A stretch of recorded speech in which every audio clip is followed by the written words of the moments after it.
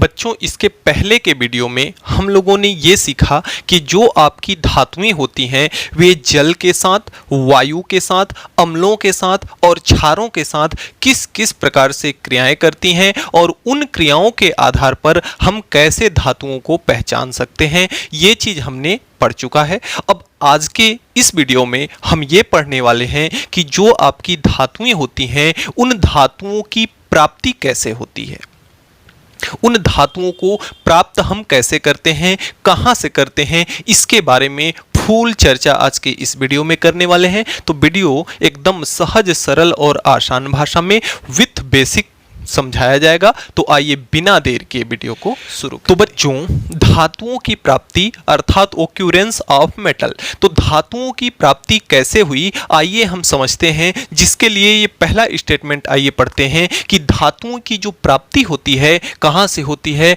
भूपर्पटी से होती है। धातुएं प्रायः कहाँ उपस्थित होती हैं, भूपर्पटी में उपस्थित होती हैं। भू का मतलब होता है पृथ्वी और पर्पटी का मतलब होता है उसकी सतह। पृथ्वी का मतलब क्या होता है, उसकी ऊपरी सतह। तो भूपर्पटी में पाई जाती हैं, अर्थात कि जो धातुएं होती हैं कहाँ पाई जाती हैं, पृथ्वी के ऊपरी सतह में क्या होती हैं, उपस्थित होती हैं। अब चूंकि पृथ्वी के ऊपरी सतह में उपस्थित होती हैं तो ऐसे ही नहीं है कि हमारे आंखों में ऐसे ही दिखाई देती हैं। उनको प्राप्त करने के लिए विभिन्न प्रकार के तरीकों, विभिन्न प्रकार की विधियों का उपयोग किया जाता है, जिसके बारे में हम पढ़ने वाले हैं। अब देखिए दूसरा स्टेटमेंट पढ़िएगा कि कुछ धातुएं मुक्त अवस्था में पाई जाती हैं और कुछ संयुक्त अवस्था में। इसका मतलब क्या हुआ कि जैसे देखिए धातुएं तो आपकी बहुत सारी हैं, 90 से 95 आपकी टोटल धातुएं हैं। तो धातुएं जो हैं कुछ मुक्त अवस्था में पाई जाती हैं। देखिए हमने आपको पढ़ाया था सक्रियता श्रेणी, सक्रियता श्रेणी पढ़ाया था एकदम ट्रिक के साथ, लॉजिक के साथ।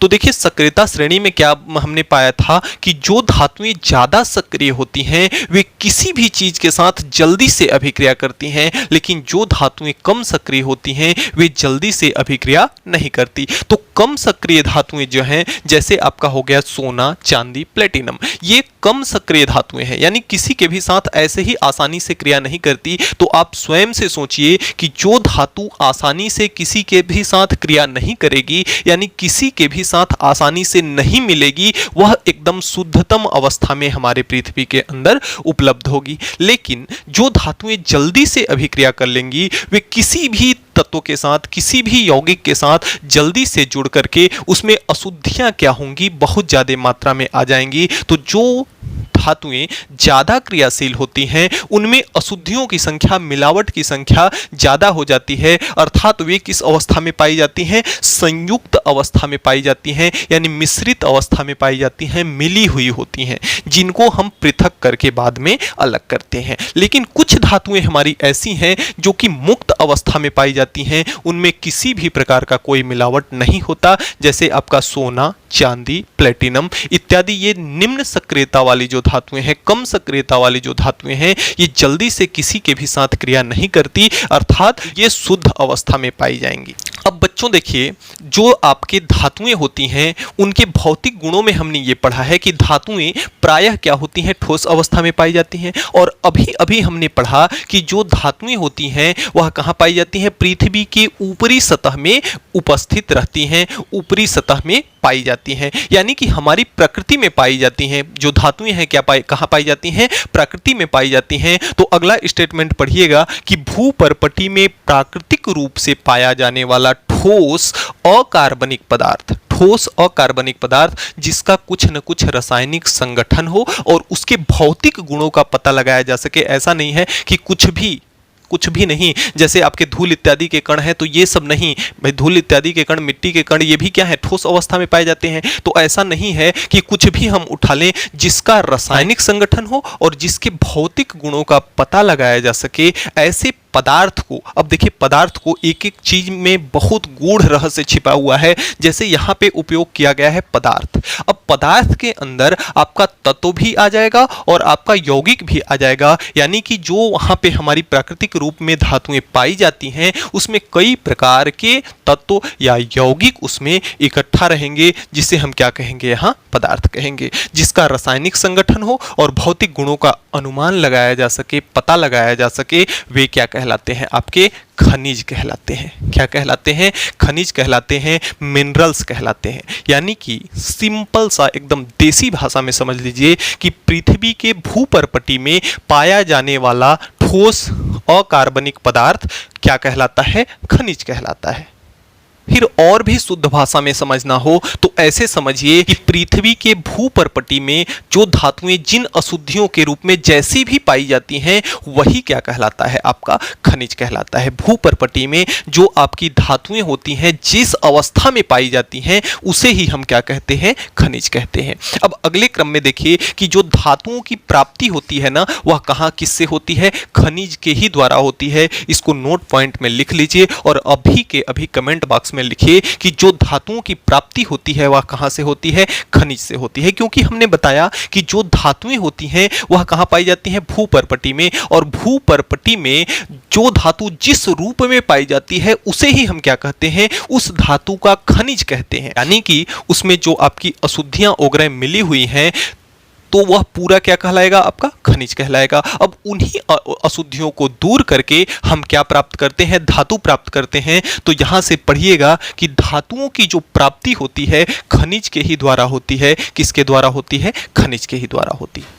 तो बच्चों हमने ये जाना कि जो धातुएं होती हैं कहाँ से प्राप्त की जाती हैं? खनिज से प्राप्त की जाती हैं। अब देखिए हो ऐसा सकता है कि जैसे जो धातुएं हैं आपकी भूपर्पटी में पाई जाती हैं, अब हमको ये पता चला कि हाँ इस जगह पर हम भूपर्पटी के अंदर, भूपर्पटी के नीचे क्या है? एल्युमिनियम है या कोई भी धातु है आपकी। अब हम क्या किए कि उसकी खुदाई करवाना शुरू कर दिए और अंत में जाकर के हमें एल्युमिनियम मिला। लेकिन बाद में हम ये देख रहे हैं कि जो हमारे खुदाई की लागत है वह बहुत ज़्यादा हो गई और एल्युमिनियम हमें मिला थोड़ा सा। तो इससे क्या होगा? हमारा बहुत सारा नुकसान हो जाएगा ना। तो अयस्क को आइए अगर हम समझें तो देखिए क्या है कि ऐसे खनिज जहां धातुओं की मात्रा अधिक हो और अशुद्धियों की मात्रा क्या हो? कम हो, तो उसे हम क्या कहते हैं?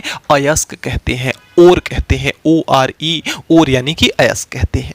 जिसे हम क्या कहते हैं? अयस्क कहते हैं। जैसे भाई खनिज में बहुत सारी अशुद्धियां मिली होती हैं। अगर ऐसा कोई जगह है जहां पे भूपर्पटी में अशुद्धियों की मात्रा कम हो लेकिन धातुओं की मात्रा अधिक हो तो वह क्या कहलाता है? अयस्क कहलाता है। अब ये एक नोट पॉइंट और है कि सभी अयस्क खनिज होते हैं परंतु सभी खनिज अयस्क नहीं होते। क्योंकि देखिए अयस्क खनिज का ही एक रूप है।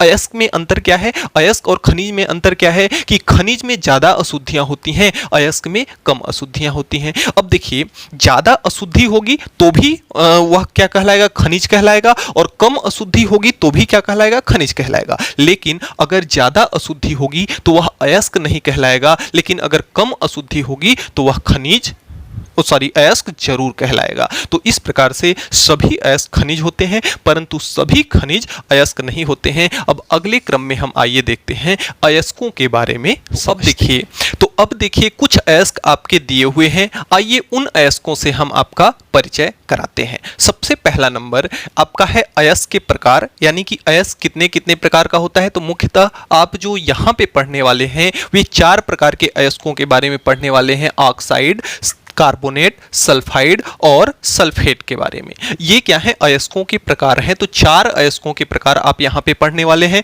फिर अयस्कों के नाम क्या क्या है और उनके अणु सूत्र क्या क्या है हमने लिखा है। आइए एक एक से बारी बारी आपका परिचय कराते हैं। ये सारणी आपके बुक में भी दी हुई है, आप बुक से भी मिलान कर सकते हैं। तो देखिए जो ऑक्साइड अयस्क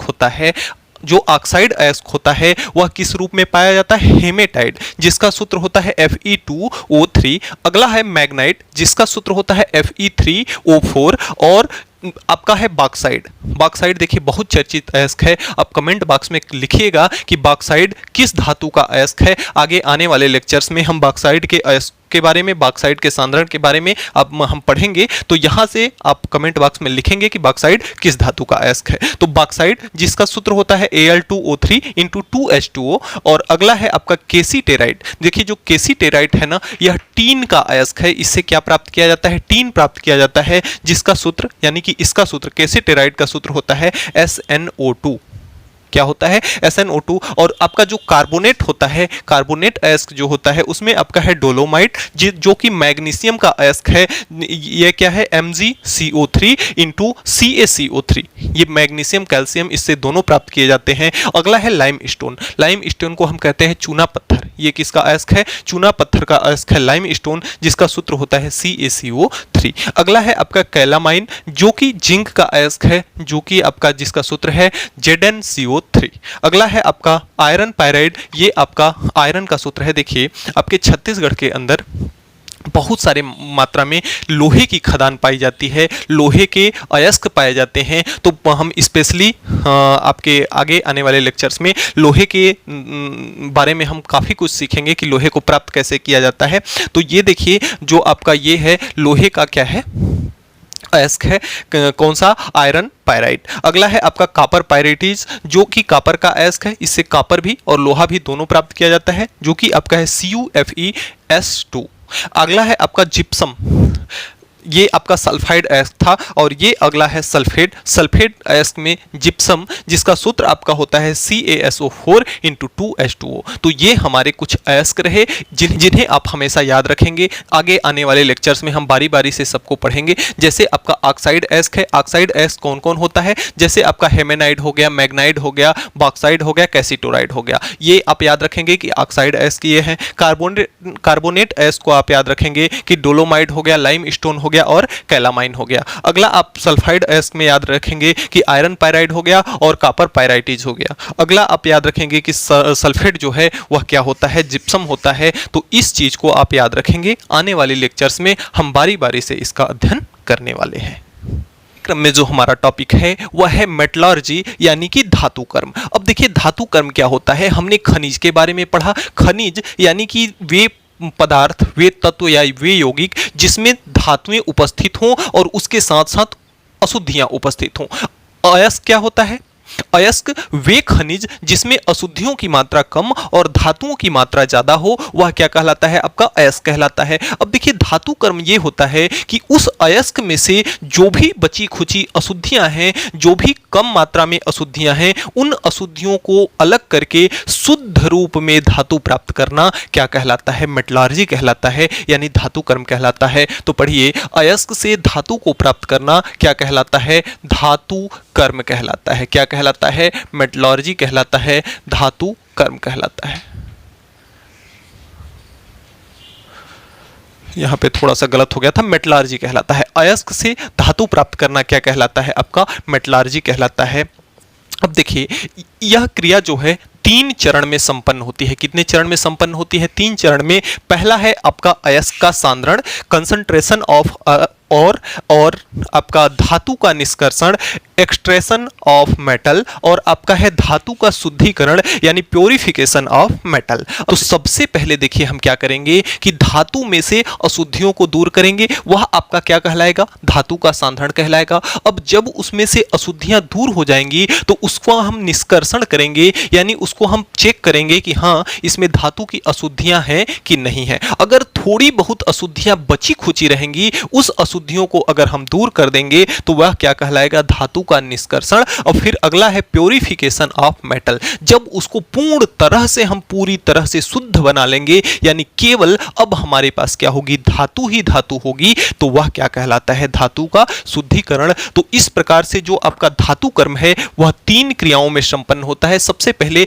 मोटी मोटी अशुद्धियों को उसमें से क्या किया जाता है? दूर किया जाता है। फिर बहुत थोड़ी मात्रा में जो बची खुची अशुद्धियां होती हैं उसको दूर किया जाता है। फिर उस धातु को एकदम शुद्ध रूप में प्राप्त कर लिया जाता है। तो अयस्क से शुद्ध रूप में धातु प्राप्त करना क्या कहलाता है? आपका धातु कर्म कहलाता है। अब देखिए इनके लिए इन तीनों विधियों का उपयोग होता है। अब जिसमें से हमारा पहला विधि आपका है कंसंट्रेशन ऑफ ओर। तो कंसंट्रेशन ऑफ ओर क्या है कि अयस्क में से अधात्री को ही हम क्या कहते हैं? गैंग कहते हैं। उसको अलग करना क्या कहलाता है? सांद्रण कहलाता है। अब एक नई चीज यहां पे आई, क्या? अधात्री। क्या आई? अधात्री। तो देखिए जो आपकी धातुओं में अशुद्धियां मिली हुई है ना, उसको भी हम क्या करते हैं? एक नाम दे देते हैं, जिसे हम क्या कहते हैं? अधात्री कहते हैं। जो आपके अयस्क में अशुद्धियां मिली होती हैं उसको हम एक नाम दे देते हैं, जिसे हम क्या कहते हैं? अधात्री, या उसको हम क्या कहते हैं? गैंग कहते हैं।